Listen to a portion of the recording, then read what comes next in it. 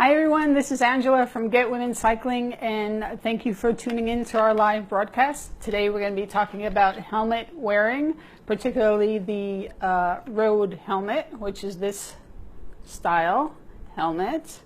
So we're, the second week of August, well into the cycling season, yet I'm sure many of you, like me, see people wearing the helmets maybe in a funky kind of way. So we just want to address some of the most common helmet wearing mistakes, particularly again with the road helmet, and then demonstrate how to wear a road helmet properly. So the first thing that you want to take notice of is which is the front part of the helmet and which is the back part. So many people who are new to the activity or new to just wearing helmets, in all honesty, how would you know? So here's some of the cues. The road helmet is made to be more efficient, to give you a faster, more aerodynamic ride. And with that in mind, it has a sleeker shape. And then it allows the airstream as you're riding forward to come over the helmet and around the helmet so that you have less drag. With that in mind, if you look at your helmet, you can just try and figure out, if I were to ride it and I'm going in a forward motion, which is the side that's going to give me the least amount of headwind. And you can see that this is actually quite smooth, and the vents allow the air to go through the side, whereas the front, or the back rather, is pretty blunt. And you'll see when I put it on my head, it doesn't necessarily lend to aerodynamics, right? This is the back. And this is the front, which is much more aerodynamic. The other way to tell which is the front from the back is to look at the inside, and you'll see that there are labels. And most of these helmets, the labels are positioned in the back so that you'll know. Again, once you're putting it on your head, look where the position of the helmet is and make sure that the labels are in the back.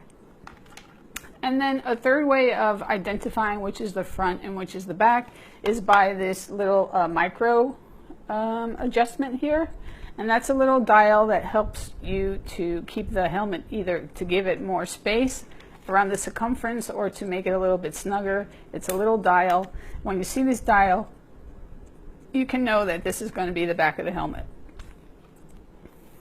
So that's a common mistake, which way the helmet sits on the head. Now I'm going to just tie my hair back and show you some of the other common mistakes, particularly again with this road helmet. Okay. Hi, Angela.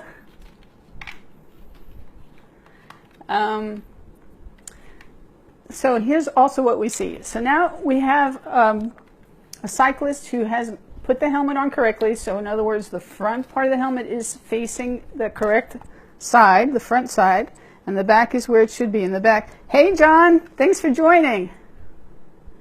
But here's the other thing that we see that's pretty common, is that people will put the helmet way back and expose their frontal lobe.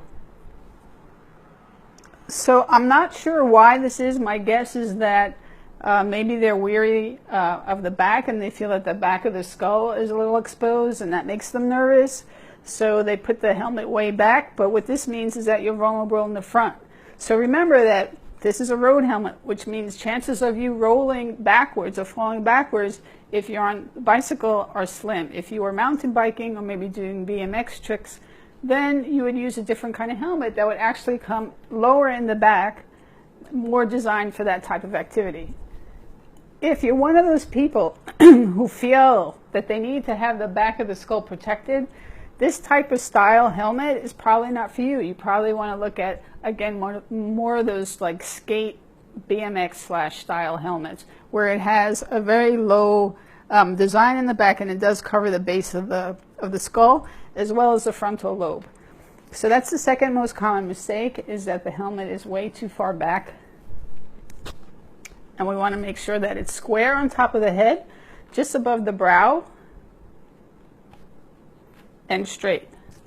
So now as we pull the helmet snug, The third most common mistake with this is that many people leave this chin strap way too loose, way too loose. So what happens here is that as you're riding, should you hit an obstacle and fall over and then hit your head on the sidewalk or something, you leave room for this helmet to be way too loose and moving about. And with that force, if the helmet moves to the side, you have all of this exposed. So you want to always remember to tighten up that chin strap so that it's at least 2 fingers snug. Anything more than that is really compromising the safety of the helmet.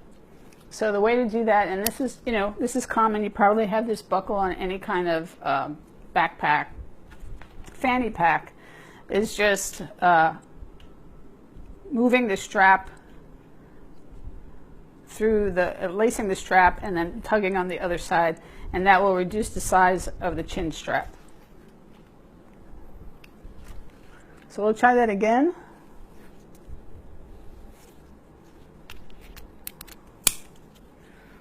So that's much better. There's still room here, which is good because you don't want to feel, claustrophobic. But if you feel like you even want it snugger, remember that dial micro adjuster that we have in the back. You just turn the dial and you feel that the inside of the circumference of the helmet, there's a band that will kind of close in and keep that helmet even more snug. So know which is the front part of your helmet, and you could check that by the flip side. The labels are normally in the back, and also if you have a micro adjuster like this dial, that's going to be in the back. If you don't have that and the labels are worn off, then just imagine wind coming over the helmet, and you want to think that the airstream is going to go over the helmet and which side is going to lend to that more precisely, this side or this side. And then once you figure out which the front is, make sure that the helmet is square on your head, not too far back. Do not expose your frontal lobe. Square on your head, and put your hair back.